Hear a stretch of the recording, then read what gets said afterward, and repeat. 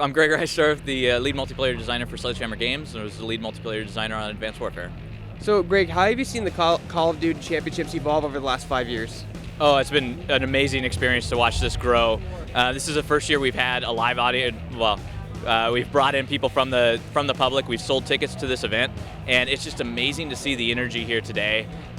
People are cheering. It's really exciting, and it's just grown over the years. And every year it's even better than the last year. And this year is super exciting.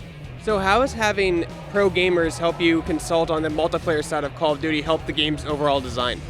Oh yeah, it's certainly helped in every aspect of the game, from just like knowing, learning a little bit more about what, weapons are being used more, how we can update the game to make it even that much better. We're constantly talking to the community, talking to the competitive community as well, and really making sure that we're making the best game possible. And the competitive community is part of that, the normal community is part of that, and we just take all that feedback and figure out how we can make, the best game possible. Can you give an example of one of the things that maybe the pro gamers will criticize or tell you to add in your game while you're designing it? I mean, there's tons of stuff that we're always going back and forth with. A lot of what we do is we're looking at the competitive community feedback, and we're looking at normal community feedback and just the pub matches, and really taking the best pieces of both of those and putting them together and figuring out what fits in our game. As far as what we do for just the competitive community, like that's around our COD casting modes, that's around features that really support viewing and spectating this event and other events that they have online, and really just helping that community grow in any way we can. Talk about how you've seen the exosuits make a huge impact on the gameplay here at the tournament as well as online. Oh yeah, it's been a huge change in how these players have to play. The pace of the game has really gotten that much faster. Players have all kinds of skill levels now, that the skill gap that's created between now the players have to move, they have to have that gun skill, and they have to be able to put it all together into one package while they're doing the objectives and knowing what the map is. There's so much about this game that they have to know to compete at this level. Like watching these guys play, it's just amazing to watch. What's it like seeing your multiplayer game up here being viewed by thousands of people live and hundreds of thousands of people online? Oh, it's fantastic. I've worked on this game for 3 years. I've just seen a lot of these kind of ideas that just started out as nothing, and then just as they've developed over the years, and then now we're showing it to hundreds of thousands of people. Millions of people are playing it online. It's just really humbling and really exciting to be a part of that. You guys keep setting the bar higher and higher every year for Call of Duty. So how high is the bar set for the next one?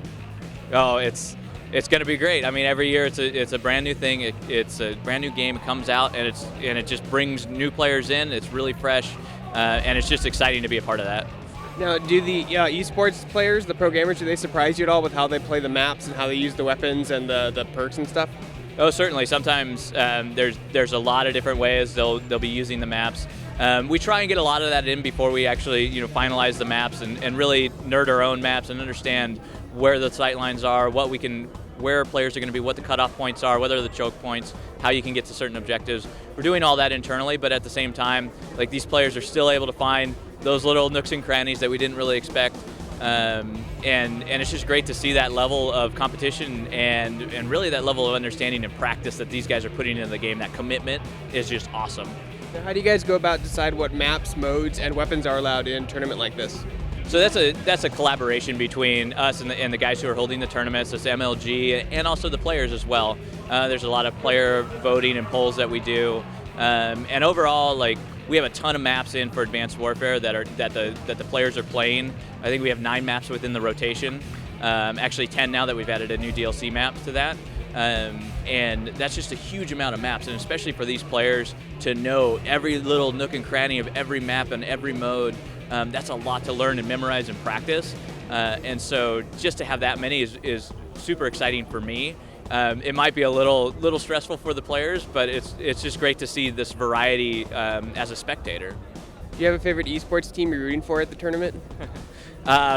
No, actually, I don't. My favorite esports team is the one who wins the championships, essentially, because it's I'm looking at the game, I'm watching the game, making sure that hey, is this competitive? Are these guys all on the same page? Is it fair and balanced?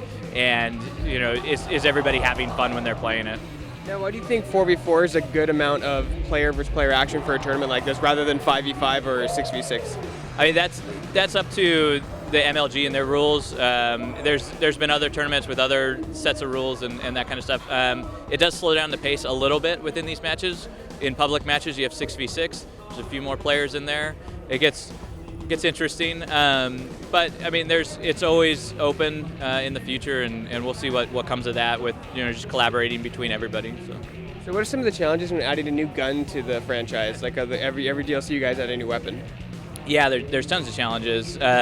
Basically, making sure that weapon has a place within all of the other weapons. So all of our weapons within the game have some sort of unique ability or unique attribute that is that weapon, and we build loot variants off of that weapon. When we add a new weapon to the game, we need to make sure that it fits within. So how the AE4 from the first DLC pack fit into the assault rifles, and how the Ohm from the second DLC pack has fit into the heavy weapon category, and making sure that we have that variety of weapons within there, and that they have a place in the gameplay when players are playing with them.